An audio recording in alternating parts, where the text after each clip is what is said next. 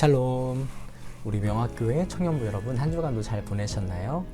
우리 지난 한 주간은 날씨가 참 많이 쌀쌀했습니다. 그래서 아마 감기에 걸렸을 수도 있는 친구들도 있을 것 같은데요.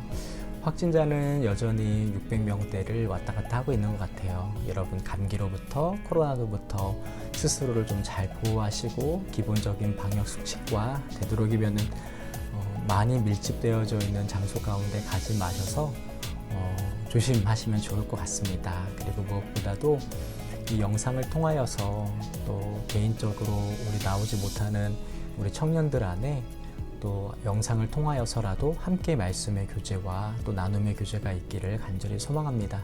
우리 지난주부터 로마서의 말씀을 같이 보고 있습니다. 그래서 오늘도 우리가 로마서의 말씀을 함께 연속해서 보고 싶은데요.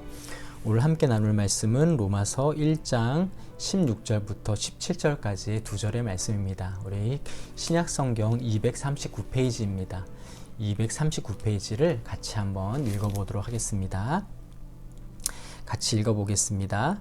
내가 복음을 부끄러워하지 아니하노니 이 복음은 모든 믿는 자에게 구원을 주시는 하나님의 능력이 됨이라. 먼저는 유대인에게요 그리고 헬라인에게로다. 복음에는 하나님의 의가 나타나서 믿음으로 믿음에 이르게 하나니 기록된 바 오직 의인은 믿음으로 말미암아 살리라 함과 같으니라. 아멘. 제가 잠깐 기도하고 말씀을 전하도록 하겠습니다. 하나님, 이 시간에 우리가 주일날 또 이 영상으로 함께 말씀을 나눕니다. 이 시간을 통하여서 우리 안에 말씀하시고 알게 하시고 함께 하시는 하나님을 경험할 수 있도록 인도하여 주시옵소서. 예수님의 이름으로 기도합니다. 아멘.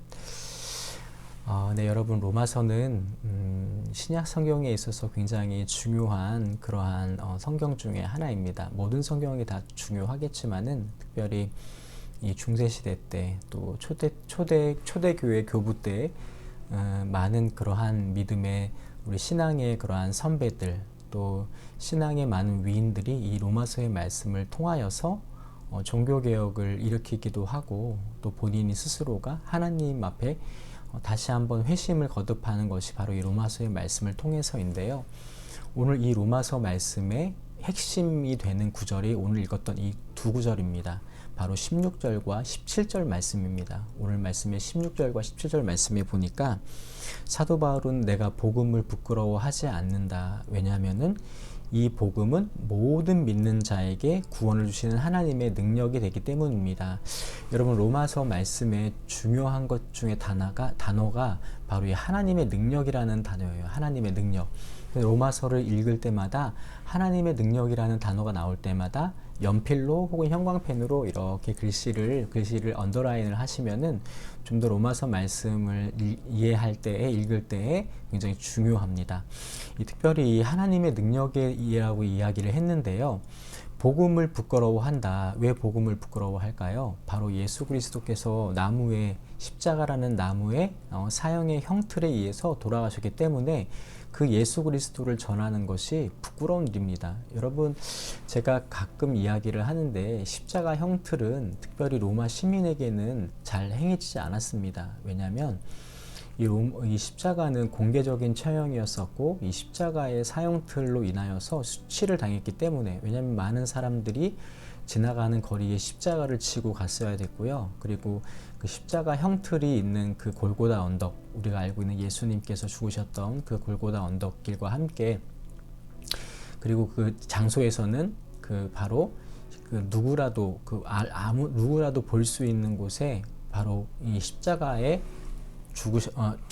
틀이 있었기 때문에 어떻게 보면은 로마의 시민들은 거의 이 십자가 틀의 선고를 받지 않지만, 하지만 정치범들 같은 경우에는 로마의 시민이라 하더라도 받긴 했습니다. 주로 대부분 그 이방 사람들이, 로마 시민이 아는 사람들이 이 십자가 형틀에 이제 사형을 받기 때문에 어떻게 보면은 이 십자가에서 죽은 사람을 하나님의 아들이다, 혹은 우리를 구원할 메시아 그리스도다라고 전한다는 것은 부끄러운 일입니다. 그런데 이 바울은 이 복음에 대해서, 이 예수 그리스도께서 십자가에 죽은 것에 대해서 부끄러워하지 않는다고 이야기했어요. 왜냐하면 그 십자가의 복음에 하나님의 능력이 나타났기 때문입니다. 하나님의 능력은 어떤 능력이냐면요, 바로 부활의 능력입니다.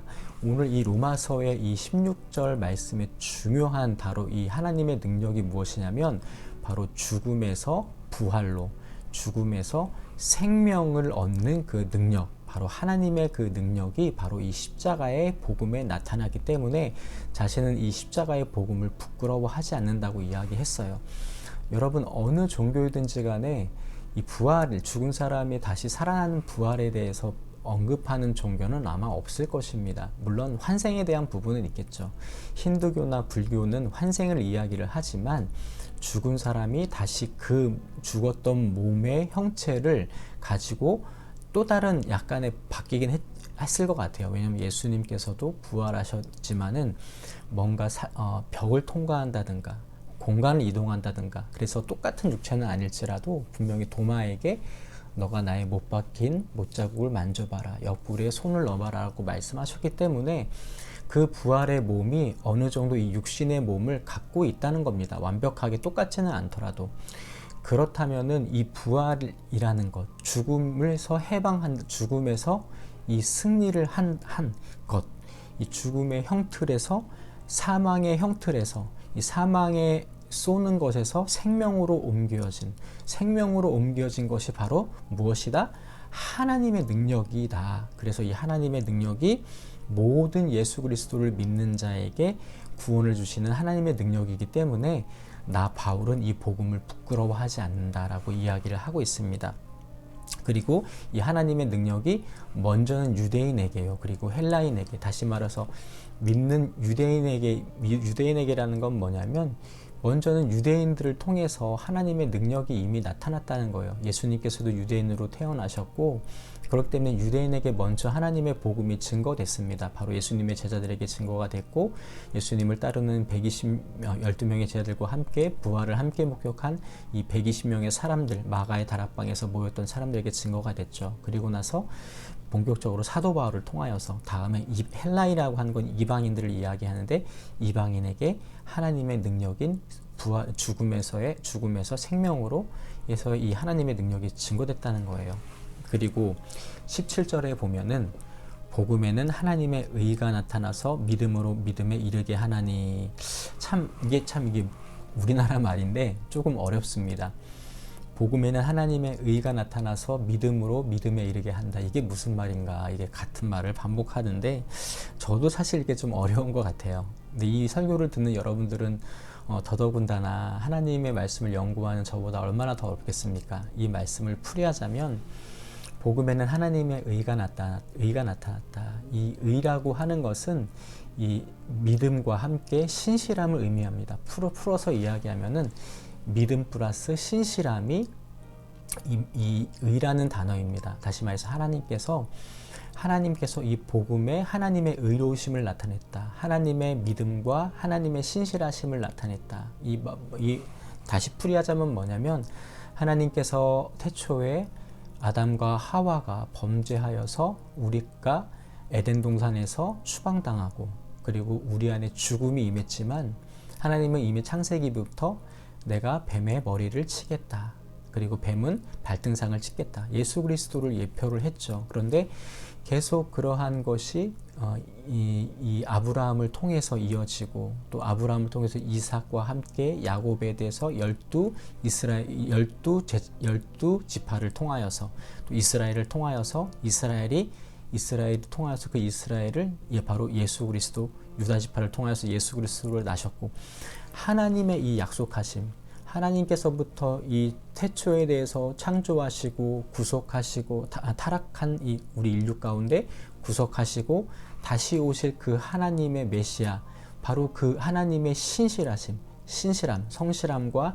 하나님에 대한 그 믿음이 어디에 나타났다? 복음에 나타났다는 거예요. 그래서 하나님에 의해서 대한 그 하나님으로부터 출발한 그 신실함과 그 의로움 때문에 우리 안에 자연 발생적으로, 약간 이 말도 좀 어려운데요, 우리 안에 믿음이 생겨났다는 의미입니다. 하나님께서 신실하시기 때문에 우리 안에 자연스럽게 믿어질 수밖에 없는 상황 가운데 간다는 거예요. 우리의 연약함이 있지만 예수님께서 우리의 믿음을 견인하신다는 의미가 됩니다. 우리 마치 자동차가 이 폐차가 되는 수준까지 망가졌으면 견인할 수밖에 없죠. 이 믿음으로 믿음에 이르게 한다는 말이 이 견인과 같은 거예요. 다시 말해서 하나님의 신실하신 약속하신 그 메시아 예수 그리스도를 통하여서 우리의 믿음이 견인된다는 그런 의미와 같은 의미라고 생각하면 됩니다. 여러분, 그래서 우리의 믿음은 어떻게 보면은 우리가 믿습니다 하는 게 아니라 그 믿음조차도 하나님께서 우리를 견인하셨기 때문에, 예수 그리스도께서 우리의 믿음을 예수님을 통하여서 견인했기 때문에 우리가 믿는. 그래서 어떻게 보면 여러분, 믿음이라고 하는 건 우리의 노력과 어떻게 보면 우리의 어떠한 노력 혹은 막 우리가 애씀 그 차원보다도 조금 더 상위의 개념인 것 같아요.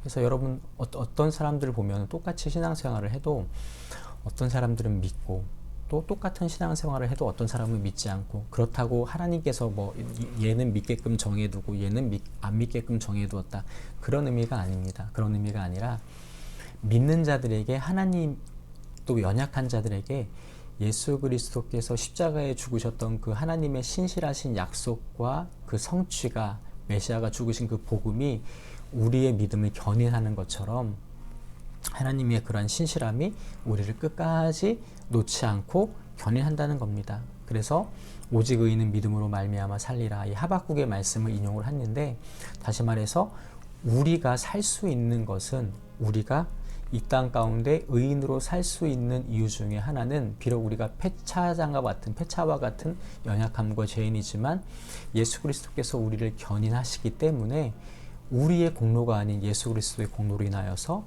우리의 믿음이 자연 발생적으로 생겨나게 되고 우리가 자연스럽게 예수 그리스도를 따라갈 수밖에 없는 상황 가운데까지 이르게 된다. 여러분, 쉽게 말해서 여러분들, 우리가 정말로 은혜 받은 사람은 여러분 말하지 않아도 새벽 기도에 참석하게 되고, 정말 은혜 받은 사람은 말하지 않아도 본인의 그러한 본인의 일부의 돈을 11조를 하나님께 드리기도 하고, 물론 우리가 실수하기도 하고 때로는 믿음 안에서 떨어지는 여러 가지 요소와 환경들이 우리 안에 있죠. 그럼에도 불구하고 하나님 끝까지 우리를 견인하신다. 여러분, 그래서 하나님께서 우리를 손을 잡으실 때 이렇게 잡으신다라고 하지 않으세요. 어떤 목사님의 그 설교를 들어보니까 이렇게. 그래서 우리의 믿음은 마치, 여기 보시면 제가 다쳤는데 마치 우리는 다친 것처럼 이렇게 약합니다. 그런데 하나님께서 우리를 포기하지 아니하시고, 우리의 믿음이 놓을지라도 하나님의 인도하심의 그 신실하심이 끝까지 우리를 견인해서 믿음에 이르게 한다는 것이 오늘 말씀의 두 가지의 포인트입니다. 첫 번째는 바로 하나님의 능력이 복음 안에 있다. 하나님의 능력인 복음은 죽음에서 생명으로 이르게 하는, 죽음이 아닌 십자가를 통하여서 죽음에서 생명으로 이르게 하는 것이 바로 하나님의 능력이다. 이 능력은 로마서에 있어서의 굉장히 중요한 단어이다. 그리고 두 번째는 바로 이 복음에는 하나님의 의로움이 나타났다. 하나님의 신실하심과 성실하심과 하나님의 믿음이 나타났다. 이 하나님의 믿음이라고 하니까 조금 그런데 예수 그리스도께서 십자가를 끝까지 지셨던 그 신실한 믿음이 나타났다. 그래서 우리의 믿음이 아닌 하나님의 성실함, 하나님의 믿음, 하나님의 언약의 충실하심이 이 복음 가운데 나타났다. 그래서 창세기부터 이 말씀하셨던 이 메시아의 도래, 예수 그리스도의 도래가 때로는 이스라엘 민족의 패망과 또 불순종으로 인하여서 끊어질 수도 있겠지만은, 하나님께서는 끝까지 하나님의 약속을 이루시고 해서 결국은 하나님의 성실하심과 신실하심이 이 복음 안에 들어가 있다. 그래서 그 복음이 우리를 견인한다.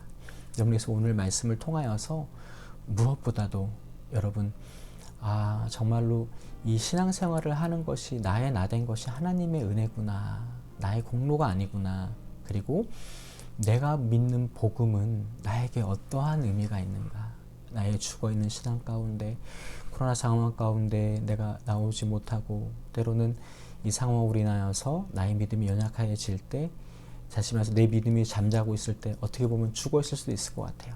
그때 나를 살리시고 나를 견인하시는 것이 바로 예수 그리스도의 복음에 녹아져 있는 것을 우리가 알고, 오늘 하루도 하나님, 다시 한번 내가 믿는 복음이 무엇인지, 내가 믿는 예수 그리스도의 십자가와 그 죽으심과 부활이 어떠한 의미가 있는지 알게 하여 주시옵소서. 그리고 하나님께서 나를 향하신 성실하심과 신실하심을 내가 알 수 있도록 이번 한 주간도 주장하여 주시옵소서. 우리 기도하는 우리 모두가 되기를 간절히 소망합니다. 기도하겠습니다. 하나님 감사합니다. 오늘 하루도 우리 가운데 함께 해주시고, 또 코로나 상황이 좋지 않아서 예배에 나오지 못해서 그럼에도 불구하고 이렇게 함께 영상으로 말씀 드릴 수 있도록 인도하신 주님 감사합니다. 하나님, 오늘 계속해서 우리가 로마서 말씀을 볼 때에 내 안에 습관적으로 믿어왔던 혹은 종교 생활처럼 해왔던 우리의 신앙을 돌아보게 하시고, 다시 한번 하나님께서 우리 가운데 주신 그 복음, 부활의 능력, 생명으로서의 능력, 또 하나님의 신실하심과 성실하심과 예수 그리스도께서 끝까지 십자가를 지었던 그 신실하심이 우리를 견인한다는 것을 우리가 놓지 않고 살아갈 수 있도록 인도하여 주시옵소서. 감사드리고 예수님의 이름으로 기도합니다. 아멘. 네, 여러분, 제가 좀 약간 목이 좀 상태가 안 좋아서 좀 낮은 목소리로 이야기하고 있습니다. 여러분, 한 주간도 좀 잘 지내시고요. 무엇보다도 확진자 수가 좀 줄었으면 좋겠고, 여러분 줄으면 나올 건가요? 여러분, 그 무엇보다도 우리가 아직 밀집도가 정말 높지 않습니다. 그래서 함께 나와서 우리가 예배하고, 이제 로마서 말씀을 계속 보고 있는데 함께 공부하면서 우리 신앙을 점검하는 우리 모두가 됐으면 좋겠습니다. 여러분, 다음에 만날 때까지 잘 지내시고, 여러분 계속해서 교회가 성전 건축을 위해 40일 동안 기도하고 있습니다. 함께 나와서 교회를 위해서, 성전 건축을 위해서 개인이 5가지 기도 제목을 놓고 함께 기도했으면 좋겠습니다. 여러분, 다음 주에 만날 때까지 안녕.